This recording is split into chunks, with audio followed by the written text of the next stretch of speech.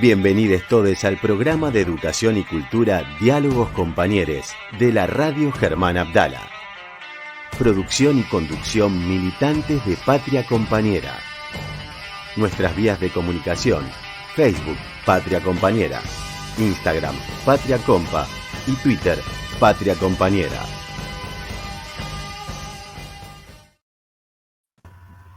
Hola. Buenas tardes. ¿Cómo están, compañeras? Caro, Alicia, buenas tardes. Bien. Bueno, que tiemble todo el éter porque volvió a empezar en su quinta temporada Diálogos Compañeros. Quinta temporada en estas condiciones no es poca cosa. Quinta temporada. Hoy nos llamó Navarro, nos llamó el Gato Silvestre, ¿no? Gente toda muy preocupada porque empezamos con nuestro programa. Pero bueno, aquí estamos. Vamos todavía un año más de comunicación popular en la radio RGA con los compañeros de AT y la CTA. Un gusto, Caro y Armando, compartir de nuevo. Cambiamos de día, habrán observado que cambiamos de día, pero bueno, aquí estamos, muy contentes, haciendo nuestra quinta temporada de radio. Y muy bienvenida Carolina, una compañera que ya estuvo con nosotros acompañándonos, militante también todoterreno y que se incorpora a la programación y a la conducción de la radio, de este programa de Diálogos Compañeros. Muchas gracias por la bienvenida. Bienvenida. Bueno, hoy tenemos una consigna para compartir con nuestros compañeros y la idea es que en los comentarios de Facebook o de YouTube, donde nos estén escuchando, pongan cuál es el político que más te enoja. Esa es la consigna de hoy. ¿Cuál es el político que más te enoja? Así que vamos a hacer nuestra propia estadística. Esperamos comentarios. Nosotros también podemos comentar, Caro y Armando. Esperamos comentarios para ver cuál es el político que más nos enoja.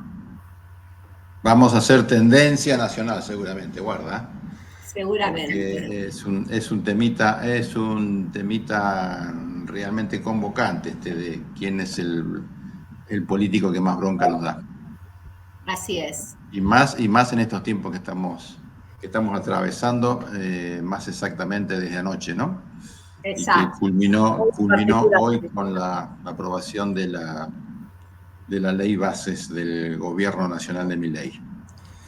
Yo me voy a quedar con las palabras de Tailade, la ley pasta base. Estuvo muy bien Roberto Tailade, ¿no? Al caracterizar esta ley que de alguna manera cambia la configuración de nuestro país, ¿no? A partir de la aprobación de esta ley ya nuestro país no es el mismo que teníamos ayer, ¿verdad? Y esto nos pone frente a una ley que se parece mucho a la legislación de la dictadura. Es una ley de entrega de nuestro país que perjudica básicamente a los jubilados y a los trabajadores. Entonces, realmente es un día gris para nuestro país. Y además es una ley que de aprobarse en el Senado, falta todavía que atraviese el Senado Nacional, esperemos que eso no ocurra, pero en el caso de suceder va a reconfigurar todo el tema legal y además anticonstitucional de la Argentina. Prácticamente no hay nada que no pase por las delegaciones que el Congreso le estaría otorgando con esta ley al presidente. Exacto. Y eso pone en riesgo no solo la cuestión institucional, sino que quedamos a merced de los intereses del poder económico, sin medias tintas, digamos, sin toda nuestra vida democrática y la representación que constitucionalmente ejercemos a través del voto pasan a ser letra muerta, ¿no? Y eso es lo grave, una de las cuestiones más graves que tiene, por supuesto. Exacto.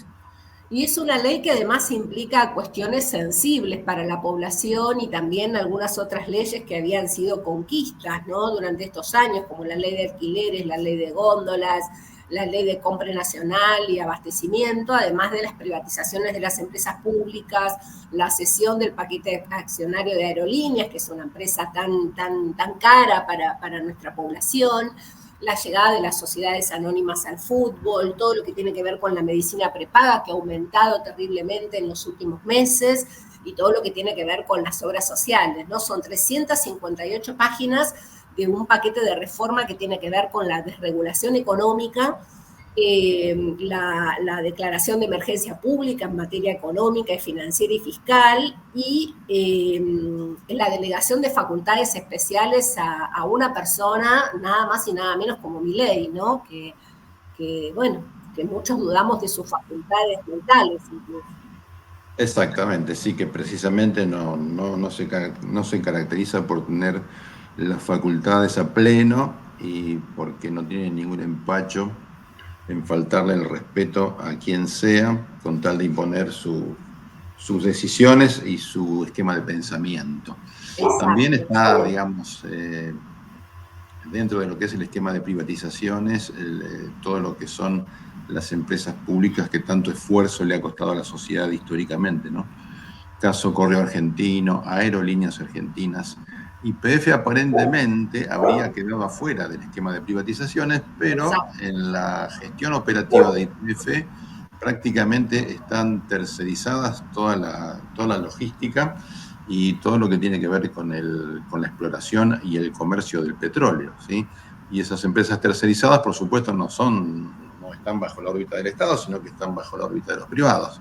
Fundamentalmente Techint, Bulgheroni, la empresa Bridas de capitales norteamericanos, y eso es una engaña pichanga, digamos. Te dicen que YPF no se privatiza, pero la gestión está tercerizada. Exacto. Lo cual en la práctica es casi lo mismo. Con el agravante de que no tendría, en este caso de aprobarse este proyecto, no tendrían la obligación de primero abastecer al mercado interno. O sea que si el día de mañana les conviene más exportar, lo van a exportar y el mercado interno que se arregle, ¿no? Exacto. Es una cosa, digamos, entre las tantas tremendas, sí. En un contexto mundial que hay crisis energética, nosotros estamos entregando nuestros recursos estratégicos a mano de privado o terciarizándolos sin pensar en usarlos justamente estratégicamente para que contribuya al desarrollo del país, ¿no? Totalmente incoherente todos los puntos de la ley.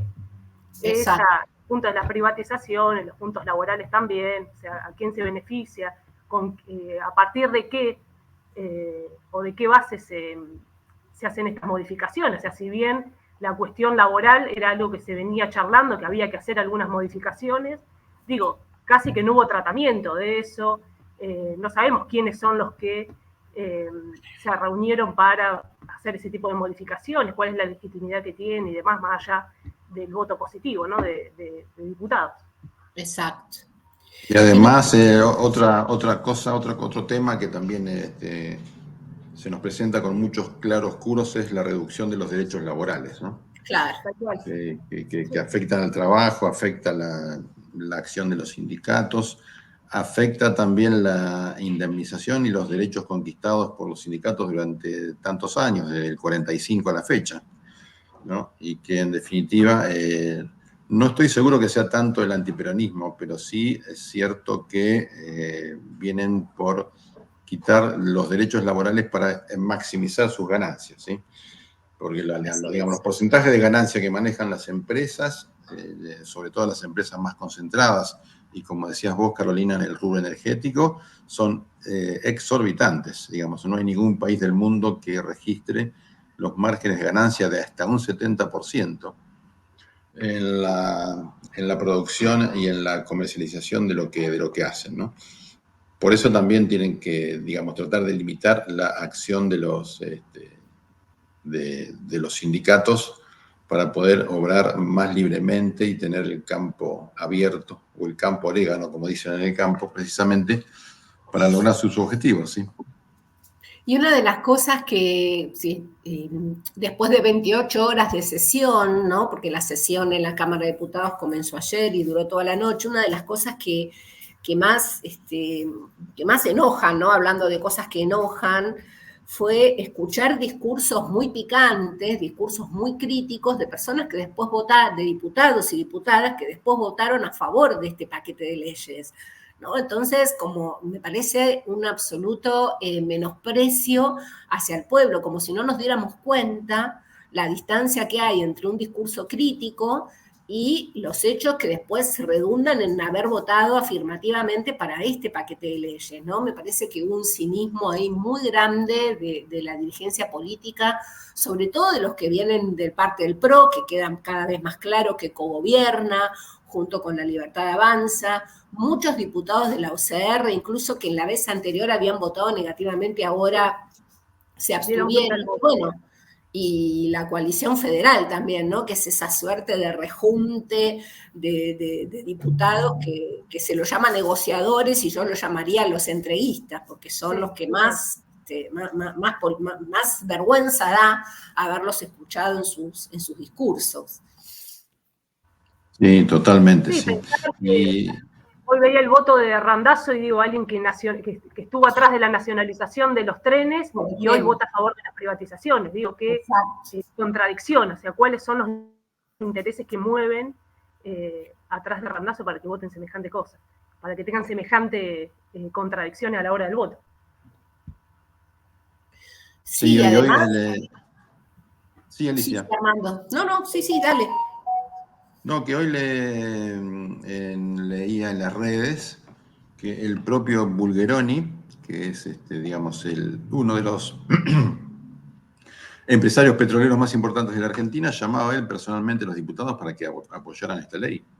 Claro. O sea que ya no tienen ningún empacho, ningún prurito, ya ni siquiera mandan a un empleado o a un gerente a apretar a los legisladores, ¿sí? Lo cual también eso debería estar caracterizado como un delito. Exacto.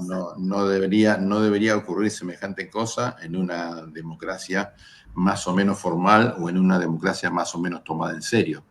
Exacto. Pero, digamos, están muy embalados en la impunidad que les otorga tener el Poder Ejecutivo Nacional de su lado, ¿no? Pues no nos olvidemos que no es solo Milei el personaje que pone la caripela para todo esto, claro, sino que es realmente el poder económico históricamente instalado en la Argentina ya desde toda la vida, ¿no? Sí, bueno, estamos en esta situación, pero yo creo que nos queda el Senado. Yo ya estoy mirando el Senado, sí. Ahí miraba, justo hoy encontraba una filmina que tenía guardada que tiene el número de senadores, y Unión por la Patria tiene 33 y la UCR tiene 13. O sea, seguimos dependiendo en el Senado otra vez de la UCR. Va a estar bastante complicada porque después La Libertad Avanza y el PRO tienen 7 y 6 cada uno, o sea, ellos dos no podrían lograr que la ley saliera, pero bueno, la UCR es el segundo que tiene más cantidad de senadores ahí en la Cámara, así que veremos cómo juegan ahí adentro. Sí. Y van a ser... Con el Senado, sí. Va a estar muy peleado. Van a hacer jugar a los gobernadores también. O sea, los gobernadores que no son nuestros, digamos, que son del radicalismo, claro, una cosa... ya lo hicieron en esta sesión de diputados, el caso, por ejemplo, del gobernador, los diputados de Santa Cruz, de Río Negro, bueno, los de Tucumán, por supuesto, que son teóricamente peronistas, pero están votando a favor de este proyecto desde el principio. Entonces hay que ver qué ocurre con eso. ¿Alguna idea de cuándo se va a tratar? ¿No?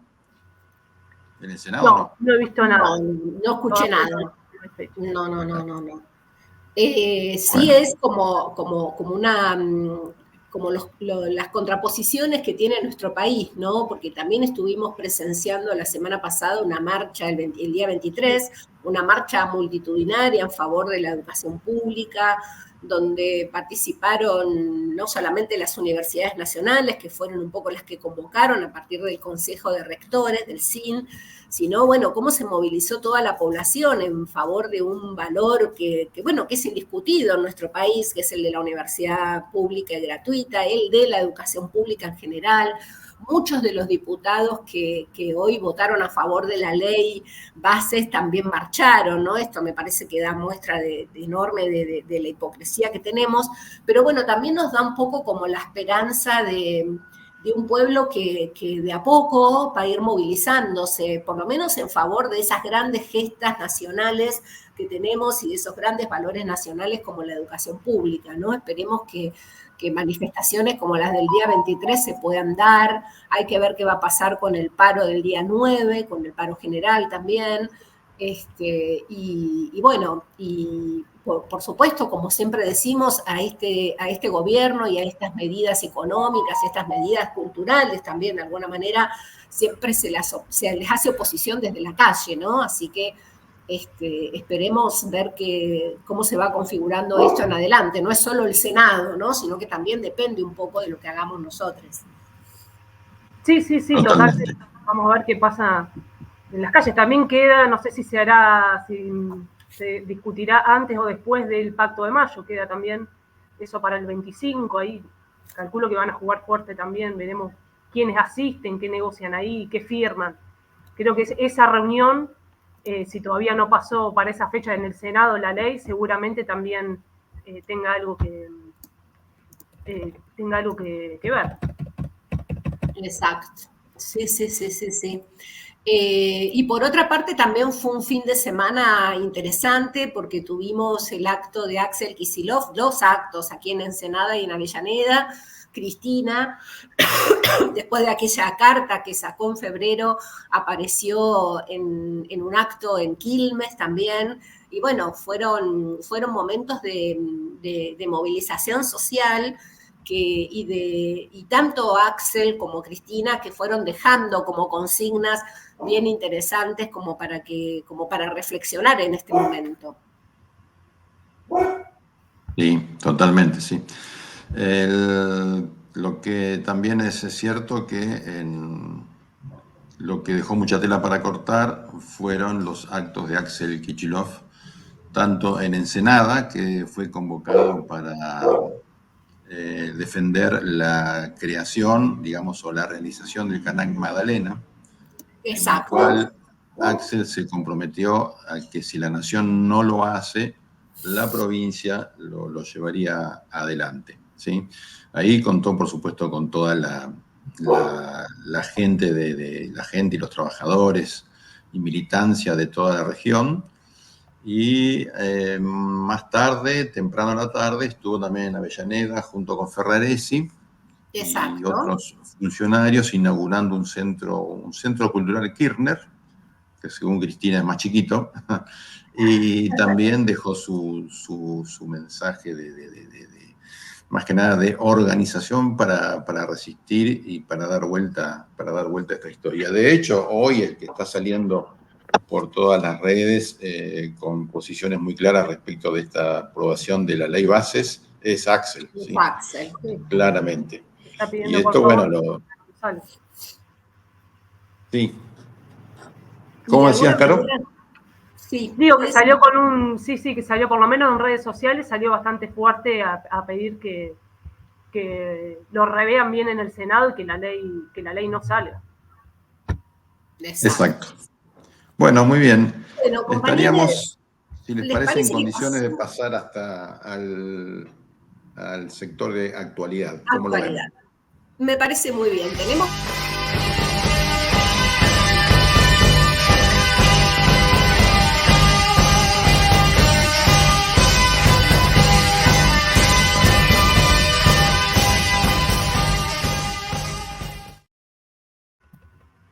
Bueno, tal como lo comentamos hace un ratito, tuvimos una marcha universitaria, una multitud policlasista y defensora del valor histórico del acceso a la universidad de los hijos de los obreros y del defensa de la educación pública. El día 23 fue la marcha universitaria acompañada por el movimiento obrero, la CGT, la CTA. Tenemos un videíto para compartir de lo que fue esta marcha que tanto nos devolvió, ¿no?, las ganas de seguir adelante. Perfecto, vamos con ella, Rosana, cuando gustes, cuando puedas. Buenos días, compañeros. La Universidad Pública Argentina atraviesa un periodo crítico como consecuencia de las políticas implementadas por el Gobierno Nacional. Agradecemos las manifestaciones de la sociedad en apoyo del sistema universitario y convocamos a la ciudadanía a trabajar para sostener las universidades abiertas, haciendo docencia, investigación y extensión. Las universidades públicas son uno de los motores de la democracia, la producción y los lazos sociales. Nuestras universidades han sufrido un fuerte ajuste en términos reales en los denominados gastos de funcionamiento, la partida que mes a mes el Poder Ejecutivo envía a las universidades para que puedan funcionar, mantener edificios, realizar obras, sostener programas de becas, residencias y comedores, incentivar el desarrollo científico, financiar hospitales, laboratorios y proyectos de investigación y pagar servicios básicos, alquileres y protección de sus sedes. Llegamos a marzo del 2024 con un presupuesto de gasto a valores de septiembre del año 2022. El incremento del 70% de estas partidas dispuestos para el mes de marzo, más el reciente anuncio en el marco de la convocatoria de un 70% adicional, constituyen un aliciente aún insuficiente, en tanto la inflación fue de un 300% para el mismo periodo. Además, las obras del Programa Nacional de Infraestructura Universitaria, que habilita la posibilidad de desarrollar infraestructura, incorporando obras que por su envergadura es imposible afrontar con presupuestos propios, se encuentran paralizadas. Cabe destacar que más del 90% de lo que el Estado invierte en educación superior se destina al pago de salario de quienes trabajan como docentes y no docentes en nuestras universidades. En estos últimos meses, el salario de los trabajadores y trabajadoras ha perdido un 50% con respecto a la inflación. Este deterioro salarial se hermana con el del resto de los sectores del mundo del trabajo. Ello lleva a retomar consignas de hace más de 20 años. Ningún trabajador o trabajador de las universidades nacionales por debajo de la línea de pobreza. Gracias, compañeros, gracias.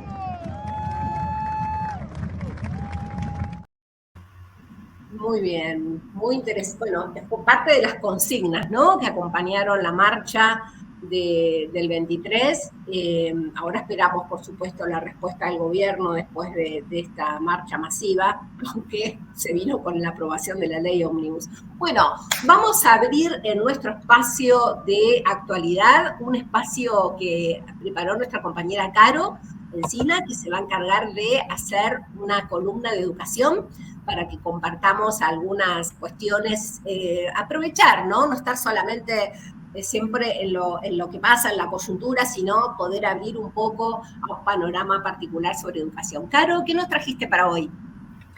Bueno, hoy vamos a reflexionar un poquito sobre los datos educativos que ha lanzado la UNESCO en los últimos datos que hay en Argentina, ¿no? Siguiendo un poquito también en continuación de lo que decíamos de la marcha y los reclamos que viene habiendo en la cuestión presupuestaria con la educación, a mí lo que me venía llamando la atención es que el tema educativo es algo que viene ocupando un lugar central, tanto en medios de comunicación como en la sociedad en general, ¿no? Lo vimos en las campañas, ya en la campaña anterior también lo habíamos visto, pero en esta última con bastante fuerza, y ahora estos últimos días se vivió una gran polémica en los medios sobre unos datos que publicó la UNESCO de un estudio que realiza básicamente en toda la región, en América Latina y en el Caribe, y lo que mide son los niveles de aprendizaje de estudiantes de toda la región, ¿no? Si uno observa las notas que hay relacionadas sobre ese tema, vamos a identificar que hay dos aspectos que por ahí se mantienen en la diversidad de notas que aparecen. Una es la preponderancia de un discurso que critica el sistema de alfabetización vigente, ¿no?, haciendo hincapié sobre todo en la necesidad de retomar esas formas tradicionales de alfabetización para revertir esos datos, como siempre con esa idea o ese mito de que todo lo pasado fue mejor y que antes la educación era mejor y demás. Por eso va a ser otro tema para trabajar un poquito más adelante. Y en segundo lugar, la crítica constante al gobierno anterior sobre esos datos y al peronismo en general sobre esos resultados, ¿no? Y en base a eso, aprovechar para descalificar o deslegitimar estos reclamos que se vienen haciendo con respecto al presupuesto educativo, ¿no? Decir que, bueno, ¿para qué necesitan tanto presupuesto? ¿Para qué quieren aumentar el presupuesto en materia educativa si en realidad los resultados dan mal, porque se están malgastando los fondos. Digo, ¿no?, entre comillas, porque no hay un mal o buen gasto, sino se mide con otras variables. Ahora, revisando un poquito por ahí y mirando un poquito los datos que hay en ese estudio, y por ahí retomando algo que mencionó también Cristina el sábado en el discurso que dio en Quilmes, sí, que hace referencia también a este estudio que hace la UNESCO, se pueden ver dos cosas. Primero, que este estudio, si bien fue publicado, los resultados son publicados ahora recientemente, es un estudio que se realizó en 2019, ¿no? 2019, donde veníamos de 4 años de macrismo, donde la educación, sobre todo la no universitaria, había sido totalmente bastardeada. O sea, por lo menos se había reducido muchísimo el presupuesto, especialmente en políticas socioeducativas, que son las que están destinadas por ahí a enfrentar estas desigualdades que vemos en el acceso, sobre todo a la educación y en los resultados en educación. Por ejemplo, tenemos datos del Banco Mundial, donde la educación pasó de representar el 6% del presupuesto del Estado Nacional en 2006 al 4,8% en 2019, o sea, una reducción de casi 2 puntos en el presupuesto. Y por otro lado, hay otra cuestión en ese estudio, ¿no? Este estudio de 2019, la UNESCO es el tercero que hace. En 2013 había realizado el mismo estudio y había mostrado en Argentina por lo menos avances significativos, tanto en los desempeños de los estudiantes, en las distintas áreas, ¿no? Por lo menos en primaria, como también en un aumento en la inscripción del nivel primario y un descenso en la repeticencia escolar, superando sobre todo la medida regional, ¿no? La media regional, Argentina superaba esos datos. Ahora, si comparamos uno y otro estudio, uno hecho en 2013 y otro hecho en 2019, si pensamos en cuestiones presupuestarias, ahí vemos una diferencia abismal. O sea, el estudio realizado en 2013 analiza estudia una educación donde durante todo el gobierno, tanto de Néstor como de Cristina, el presupuesto en educación había aumentado del 3,5% en 2004, que es cuando asume Néstor Kirchner, al 6% en 2015, cuando Cristina deja el gobierno, con una proyección de un 8%, que bueno, después se termina no cumpliendo, ¿no? Durante el macrismo. Ahora, ¿cuál es la situación que tenemos hoy, no? Porque si pensamos esos estudios son ya de 2019, tendremos que empezar a pensar cómo podrían llegar a dar esos resultados si se hicieran en este momento. Bueno, hoy se estima que el presupuesto para la educación ha caído en un 3%, ¿no? Lo que no sabemos con certeza es ni a dónde está destinado ese presupuesto en educación, que no está siendo destinado justamente para educación, a dónde fue ese presupuesto, y qué es lo que piensa este gobierno, cómo cree ese gobierno que va a ser posible revertir esos datos desfinanciando una vez más a la educación, ¿no? Un gobierno que aparte ganó las elecciones priorizando, o por lo menos en su discurso, priorizando la educación, ¿no? Poniéndola como una necesidad, como una situación de primera necesidad, de urgencia y demás. Y lo que justifican para hacer este recorte es de que, bueno, los recursos del Estado son finitos y deben utilizarse bien, ¿no? Y acá nos topamos con algo que es una constante en este gobierno, donde generalmente no se explican cuáles son esos recursos, qué tan finitos son, a dónde van a estar dirigidos, cuáles van a ser los objetivos que van a emprender, ni tampoco cómo se va a garantizar que esa asignación sea justa y eficiente. Que los recursos son finitos ya lo sabemos, o sea, tenemos la experiencia de los últimos 4 años, donde el gobierno, tanto nacional como las distintas provincias, tuvieron que hacerse cargo no solo de una crisis económica, producto de los 4 años de macrismo, sino también de una pandemia. Y sin embargo, pese a ese gran desafío que teníamos, bueno, el gobierno puso en funcionamiento una batería de políticas de fortalecimiento que dieron resultados muy positivos. Los que estamos todos los días en las escuelas sabemos que realmente ha modificado considerablemente la educación, pese a todos los desafíos que tenemos y a las situaciones que nos encontramos.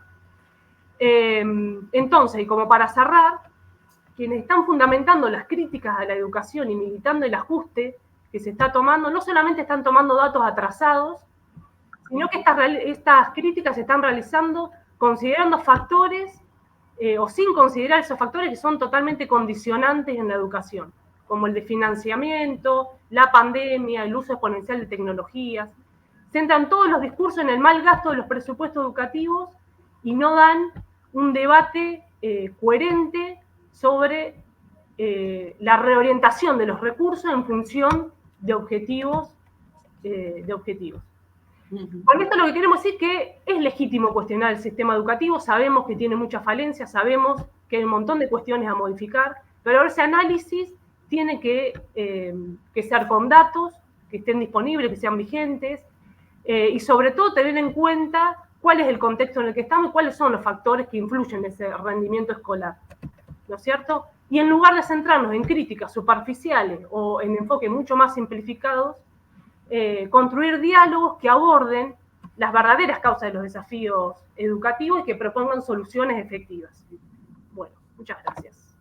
Perfecto, Caro. Mira, vos señalás algo bien interesante, ¿no? Primero, la relación entre rendimiento y presupuesto, que a veces, sobre todo cuando se citan los operativos de evaluación, tanto el ERCE, que es el que vos estás citando de la UNESCO, o PISA, muchas veces se descontextualiza. Y esto que se está haciendo en el último tiempo, yo vengo siguiendo mucho las noticias de cómo se trata de reducir la crisis educativa a una cuestión metodológica. Son los métodos de lectura y escritura los que están fallando, cuando es mucho más, y esto lo planteás muy bien vos, es claramente es secundaria la opción metodológica. Acá lo importante es a dónde se destinan y cómo se destinan los recursos a educación, ¿no? Me parece que ahí traes una punta súper interesante para aprender un poquito a leer datos de las evaluaciones. Sí, pues si miramos ahora, por ejemplo, hay una parte de ese presupuesto que, por ejemplo, se va a subsidiar o a dar este tipo voucher que se le da a las familias que mandan a sus hijos al colegio privado. Claro. No está mal porque es necesario porque la educación privada o las instituciones privadas complementan, ¿no?, la educación pública, si no sería imposible contener todos esos alumnos que están en la educación privada en el espacio público. Pero digo, si solamente el presupuesto va a ser para poder financiar eso, que tengan acceso algunos a la educación, y no se pone el ojo en cuáles son esos objetivos para poder generar mejores rendimientos en los estudiantes, o sea, tampoco es un gasto eficiente, digamos. Claro. Pensarlo en términos de mal gasto, buen gasto. Exacto. Como bajar mucho el nivel de discusión también, a mí a veces me genera eso, decir, bueno, subámosle un poquito más. Claro, exacto. Bueno, justamente...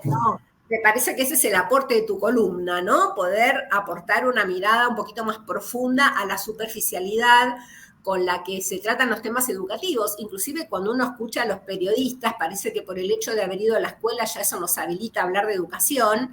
Y bueno, tenemos expertos, expertas en el tema que nos pueden ayudar a pensar esto con mucha más profundidad y no solamente desde la superficie de datos que se descontextualizan o que están muy atrasados, como en este caso nos traes vos, ¿no? Sí, y después, buscando datos y demás, lo que se nota claramente es una continuidad en esas políticas de financiamiento que yo mencionaba que fueron durante el gobierno del macrismo y estas políticas de financiamiento que se están poniendo en práctica hoy, ¿no? Decíamos, el macrismo se dedicó a desfinanciar sobre todo la educación no superior, ¿no? Los nivel primario, inicial, secundario. Bueno, y ahora hay como una continuidad sobre esa reducción del gasto o del presupuesto en educación y atacan fuertemente a las universidades. Exactamente. Bueno, compañeros, continuando un poco con nuestro sector, con nuestra sección, de actualidad, Hoy se lleva a cabo un paro de 72 horas en el SENASA, convocado por ATE, en rechazo a la ley bases y contra el desguace del organismo. Es un paro que afecta la certificación de exportaciones que realiza la Argentina, el Sindicato de Obreros y por otra parte el Sindicato de Obreros y Empleados Aceiteros comunica el cese de actividades por tiempo indeterminado en contra de la reversión de ganancias que alcanza los sueldos de 1,8 millones de trabajadores solteros y 2,3 millones para casados con 2 hijos, y la reforma laboral en el Congreso. El sindicato pone un freno así a las exportaciones claves para el agro, para que ingresen dólares a partir de esas exportaciones. Y bueno, son como las primeras manifestaciones, al menos de 2 sindicatos, de 2 sectores estratégicos para la economía del país, que tienen que ver con esto que ha pasado hoy a la tarde, ¿no? Con la ley bases. Sí, totalmente, sí. ¿Qué les iba a decir? Podemos seguir las repercusiones de la ley de hoy. Exacto. Vamos a ver con el transcurso de los días qué empieza a pasar. Exactamente. Vamos a ver qué pasa con la movilización de mañana, que está llamando la CGT. Si bien la CGT pareciera estar apuntando más a una movilización masiva para el paro del día 9, también llama mañana una movilización por el Día del Trabajador y de la Trabajadora. Perdón. Así que también tenemos que ver, porque no hay manera de no encuadrar la movilización de mañana con esto que pasó hoy en el Congreso, ¿verdad? Totalmente, bueno, sí, eso es fundamental, digamos, es un hilo conductor, lo que decíamos al principio, respecto de la cuestión de los derechos laborales, y lo que tiene que ver también con la capacidad y capacidad y reacción fundamentalmente del movimiento de los trabajadores y de los trabajadores informales, sobre todo, ¿no? Exacto. Que son los que van a llevar la carga más pesada de toda esta cuestión, ¿sí? Si les parece...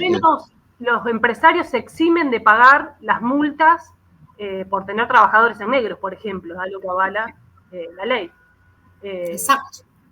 O sea, ¿quién va a querer contratar trabajadores en blanco si ya no tengo que pagar ninguna multa por tener trabajadores en negro? Claro, queda legalizado el trabajo informal. Tal cual. Totalmente, sí.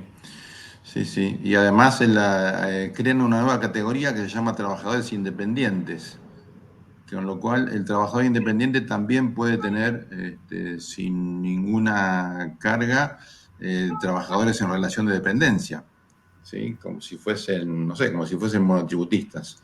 No está muy claro eso, pero es una nueva categoría que apunta aún más a la división y a la desorganización del mundo del trabajo, ¿no? Así es.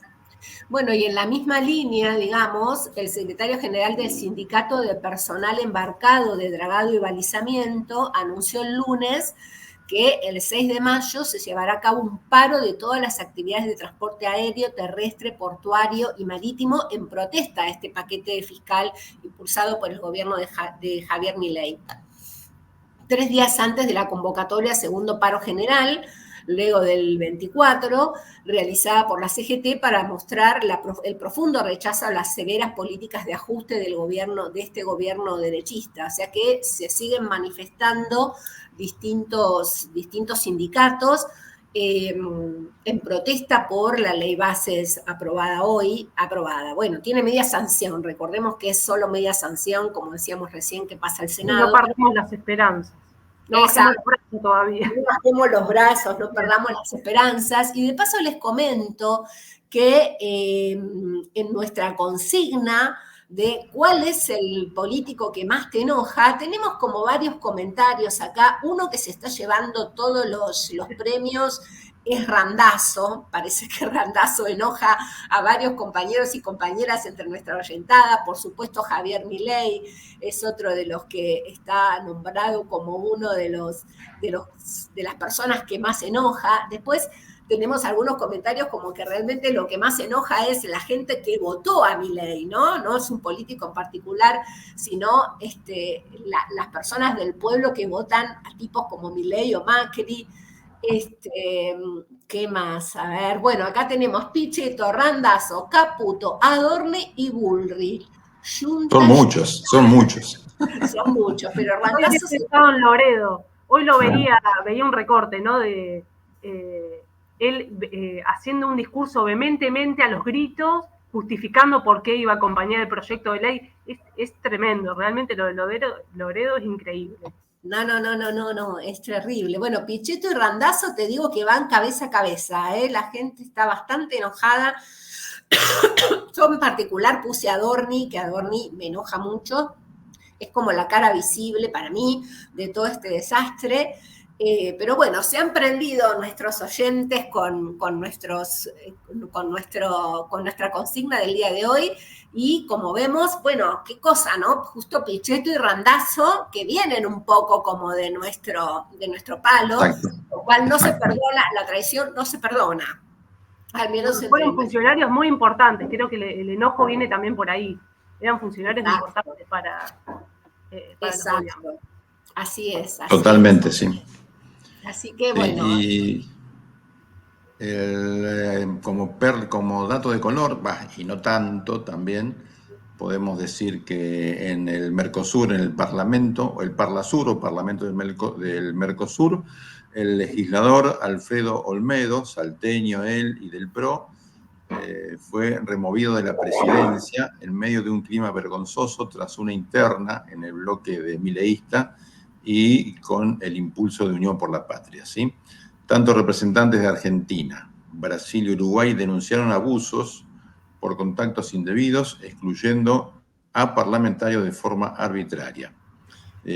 Su lugar será ocupado por Fabiana Martín, otra dirigente libertaria de la provincia de Buenos Aires, y bueno, lo que se tenía como una exposición de gestos graciosos y provocativos termina nada más y nada menos que en un escándalo internacional.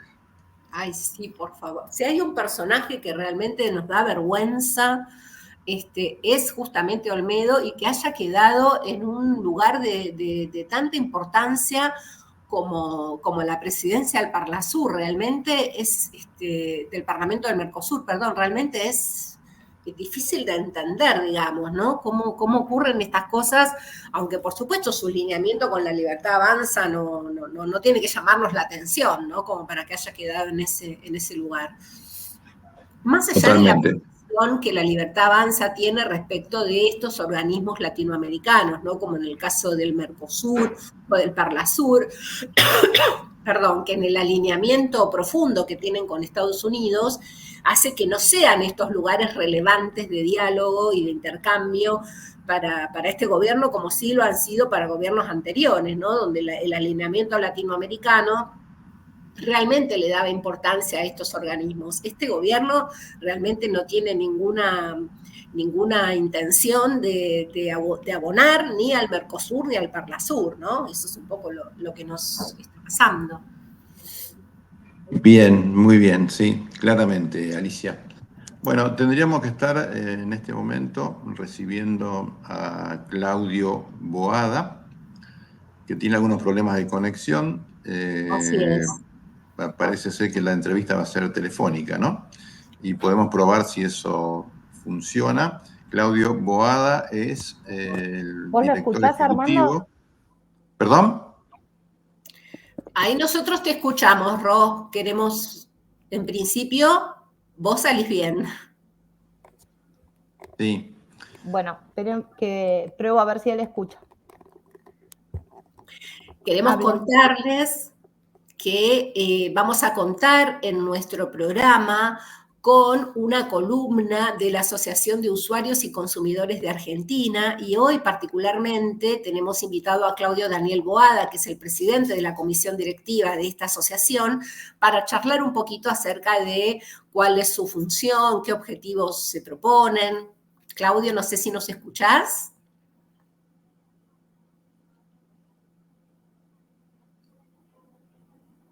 Esto es algo que nunca hicimos entrevista telefónica, vamos a ver si nos sale, pero bueno, como les comentábamos, la intención es es tener esta columna de manera permanente de parte de estos compañeros y compañeras, así que en los próximos programas del año vamos a ir escuchando distintas novedades. Ahí no se escucha, Ali. Perfecto, ¿nos escuchás, Claudio? Buenas tardes, bienvenido a Diálogos Compañeros. A ver si lo escuchamos nosotros. Hola, Claudio. Hola, ¿qué tal? ¿Cómo les va? ¿Qué tal, Armando? ¿Cómo te va? Disculpen los problemas de comunicación que estoy teniendo. No sé si ustedes me escuchan. Te escuchamos perfecto, Claudio. Acá estamos bien, sí. Armando, Alicia y Carolina, que conducimos el programa, te estamos escuchando y queríamos preguntarte que nos cuentes un poquito de qué se trata la Asociación de Usuarios y Consumidores de Argentina, cuáles son los objetivos que ustedes se proponen. Bueno, un gusto para mí poder estar con ustedes. Nosotros... de paso les cuento dónde estoy. Estoy en la Universidad Nacional de La Matanza y estaba en la biblioteca donde me había instalado para poder tener esta salida con ustedes, y justo hubo un inconveniente con el Wi-Fi y por eso esta demora. Una de las tantas actividades que realizamos, ¿no? Acá estamos participando con un grupo de la Facultad de Ciencias Económicas en una actividad de extensión universitaria. La facultad sale al territorio de La Matanza a llevar a difundir los derechos a distintos centros de jubilados, clubes, a centros comunitarios, salen a difundir los derechos. Y esta es una de las funciones de la asociación, ¿no? La defensa de los derechos, la difusión de derechos, hacer cabildeo o lobby por los derechos, participar en medios de comunicación, en temas de prensa, todo alrededor de los derechos de usuarios y consumidores concebidos desde una visión fuera del sistema capitalista, desde una visión de que estamos frente a derechos humanos básicos, que las necesidades que tenemos de alimentación, de vestido, para la subsistencia día a día, de energía, son claramente derechos humanos, y desde esa visión tenemos.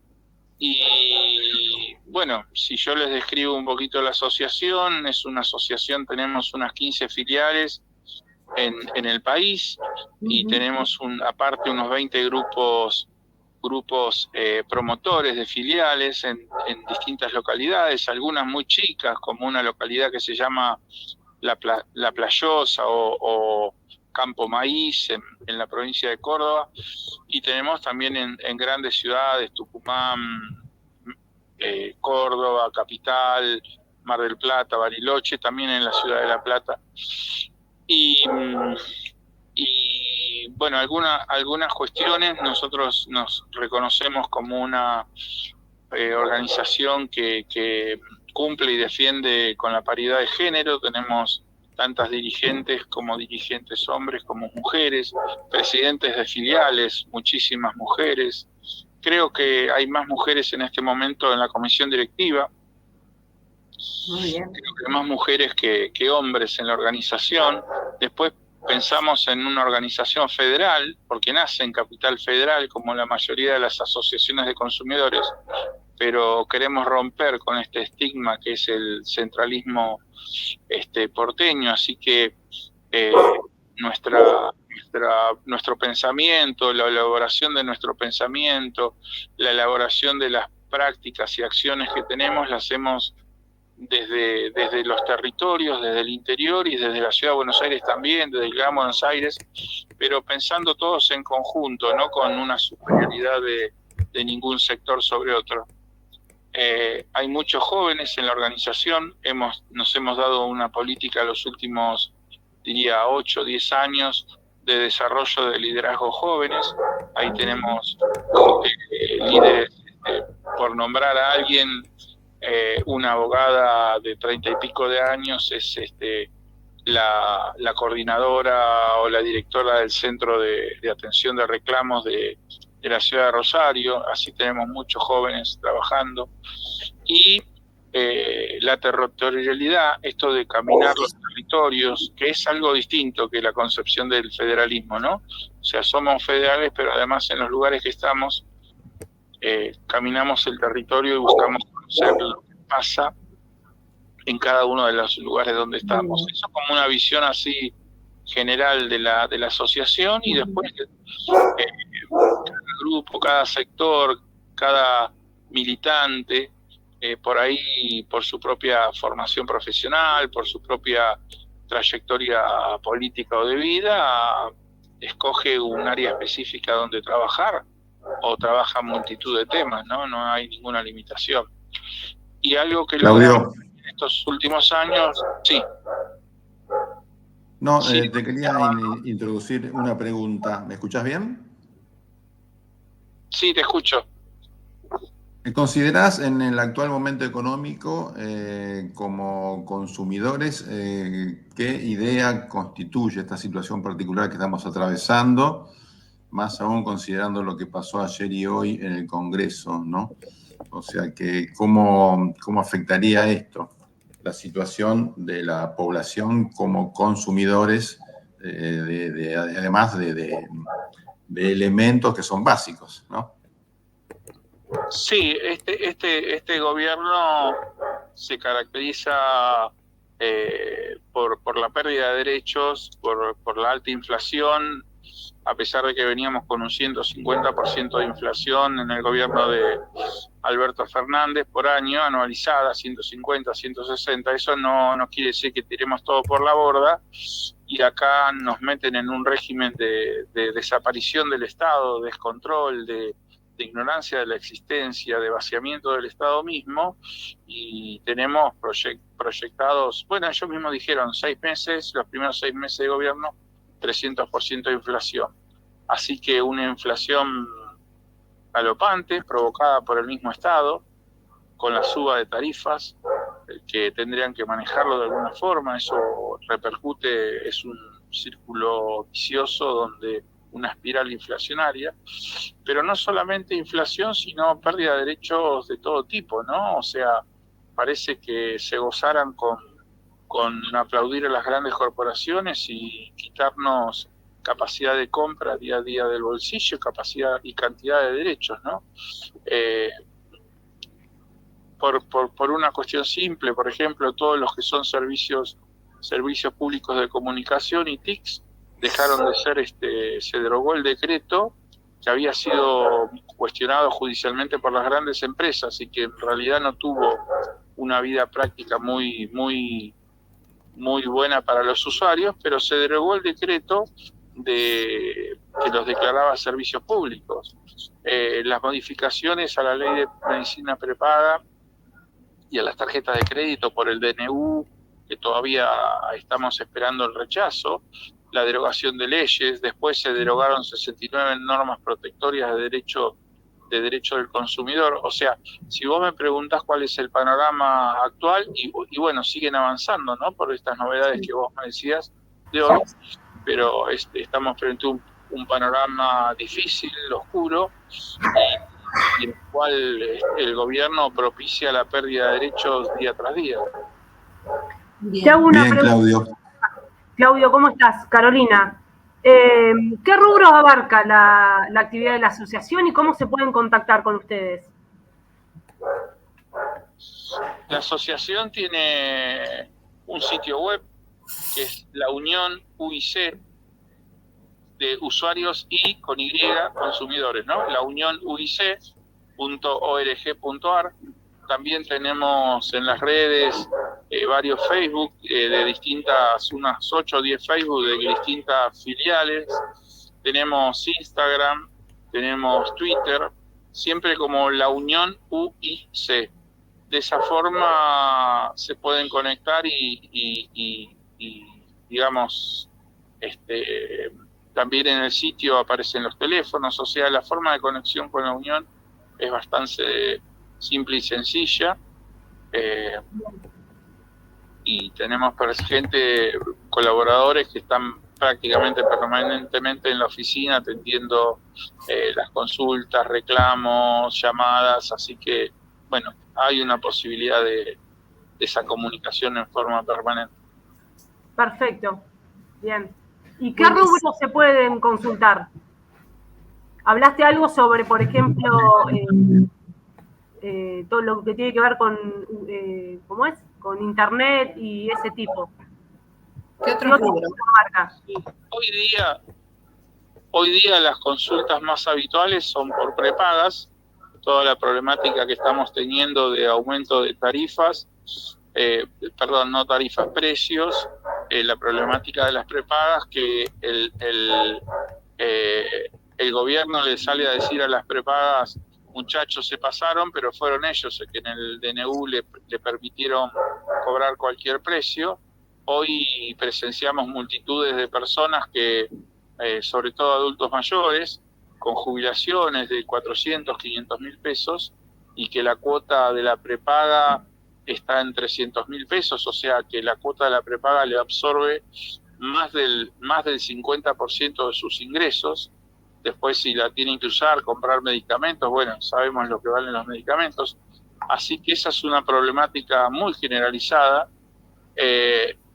Otro de los problemas muy consultados es el problema de las tarjetas de crédito, las inclusiones indebidas de consumos no realizados o de consumos fraguados. Esa es bastante reiterada, esa reclamación. Reclamaciones por garantías de productos electrodomésticos comprados y que después no se satisfacen las garantías. Y después todo lo que podemos hablar de tarifas de luz y gas y de aguas es otro tema que hay cantidad de reclamos. O sea, es bastante diverso, variado, digamos, el tema de reclamos. Perfecto. Bueno, Claudio, perfecto. Bueno, Claudio, muchísimas gracias por haber participado de este programa y bueno, esperamos futuras columnas de ustedes a lo largo de nuestro programa de Diálogos Compañeros, así que son muy bienvenidos. Bueno, ya participaremos y yo tenía esta superposición de agenda, por eso no lo tomé desde mi oficina o desde mi casa el llamado. Disculpen la calidad de la comunicación. Se te ha escuchado. Gracias, Claudio. Igual vamos a estar contactándote en el próximo programa para hablar también de la actividad que está programada en la ciudad de La Plata para fin de mes. Pero lo vamos a hacer en el próximo programa, si te parece. Igual también podemos hacer participar a algún otro integrante de la asociación como columnista. ¿Dale? Perfecto, quedamos así entonces. Muchísimas gracias, hasta pronto.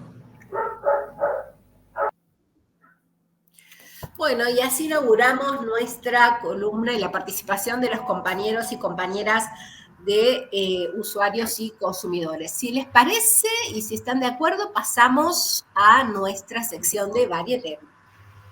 Avanti.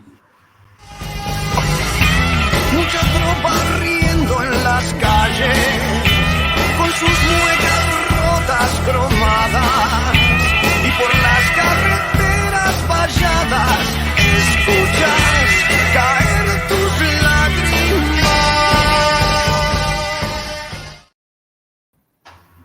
Hola Cintia, ¿cómo estamos?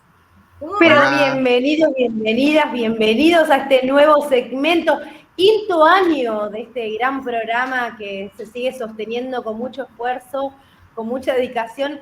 Le hablo a los oyentes que ven acá estas caras, pero no saben la gran producción que hay detrás, así que le quiero agradecer enormemente a Roxana y a Clarita que están ahí al pie del cañón, laburando de una forma que no tienen ni idea. No tienen idea, no se ven, pero están ahí y creo que laburan mucho más que nosotros, así que un beso enorme para ellas. ¿Cómo están ustedes? Muy bien, acá, muy bien. Ansiosos por ver qué nos traes.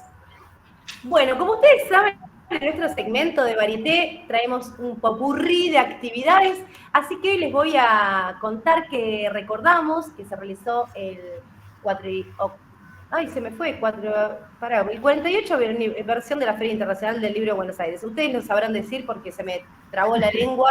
Yo arranqué temprano con el vino, así que sabrán entender la situación. Que se realizó el 25 de abril al 13 de mayo en el predio ferial de La Rural. Es muy interesante porque abre todos los días de 2 de la tarde a 10 de la noche y los fines de semana. Y el 1 de mayo de 13 a 22, que es mañana, así que feliz día a todos los trabajadores. Mañana descansamos, pero las entradas varían entre 3.000 y 5.000 pesos y los menores hasta 12 años y personas con discapacidad tienen un ingreso gratuito. Además, las visitas escolares, estudiantes, jubilados, pensionados y docentes que acrediten su condición van a tener un acceso gratuito los días hábiles, así que súper aprovechable para todas, todos y todes. Así que ahí va, si Ron nos muestra el videíto, les cuento un poquito sobre un fragmento del discurso de Liliana Heger, una escritora argentina. Que durante los últimos 3 meses me estuve preguntando yo, ¿tiene sentido celebrar esta nueva emisión de la Feria del Libro en un país en el que día a día crecen la pobreza y la indigencia? Hay millares de despidos sin fundamento. La salud y la educación pública están en emergencia. La obra pública fue cancelada. Nuestras universidades son desfinanciadas al punto de correr el riesgo de cerrar sus puertas. La investigación científica y tecnológica y el ejercicio de la ciencia y la tecnología están siendo devastados.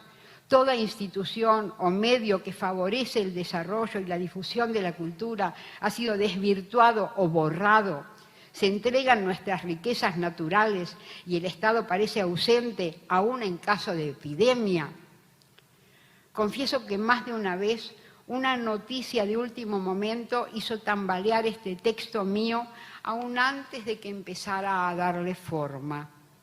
Y sin embargo, acá estoy, celebrando, como hace medio siglo en mi primera feria, el estar rodeada de libros y de una concurrencia que, sospecho, en buena medida viene acá porque anda buscando algo preciso o tal vez difuso que espera encontrar en un libro.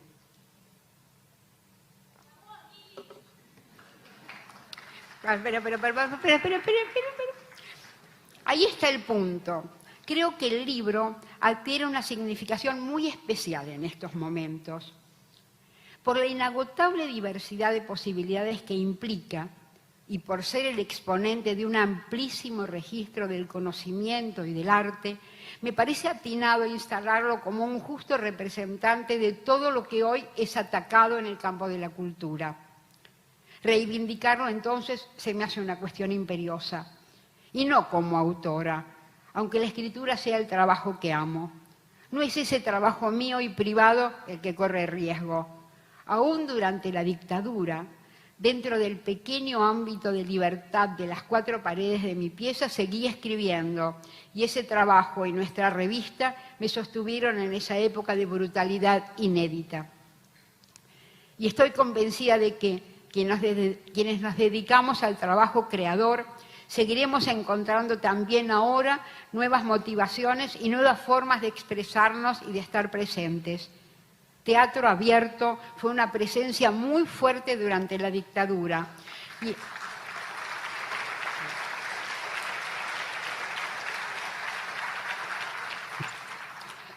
Y el teatro comunitario, una expresión luminosa en la crisis del 2001.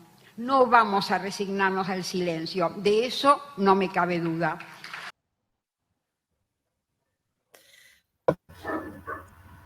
Excelente, bueno, la verdad. Vamos a escucharla. Y la verdad que invita a la Feria del Libro siempre. Hace falta muchos libros hoy en día. Así que bueno, están todos invitados. Bueno, por otro lado, ya por último, les quiero contar que el día 6 de marzo, el señor intendente Julio Alac, de Secretaría de Mujeres y Diversidad, Silvina Perugino y la ministra de Mujeres y Diversidad de la Provincia de Buenos Aires, Estela Díaz, presentaron en el Palacio Municipal el Consejo Consultivo Centralizado de Políticas Públicas de Género. Evento que contó con una presencia de funcionarios y funcionarios provinciales y municipales y delegadas de distintos barrios de La Plata. Y a partir de ese evento se planificó crear estos consejos consultivos en cada delegación. Esto es muy importante, ustedes sabrán por qué el tema de género está, sabemos lo que pasó en Nación, con el Ministerio de las Mujeres, así que bueno, que podamos seguir teniendo estos espacios son sumamente importantes y hay que seguir luchando para que no se pierdan.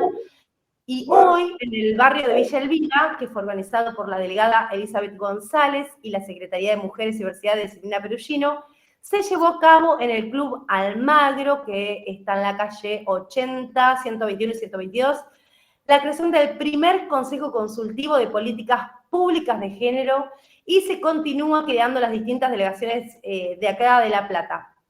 Hubo muchísima presencia, tenemos compañeras como Clara y algunas otras compañeras, creo que también estuvo Sandrita presente ahí.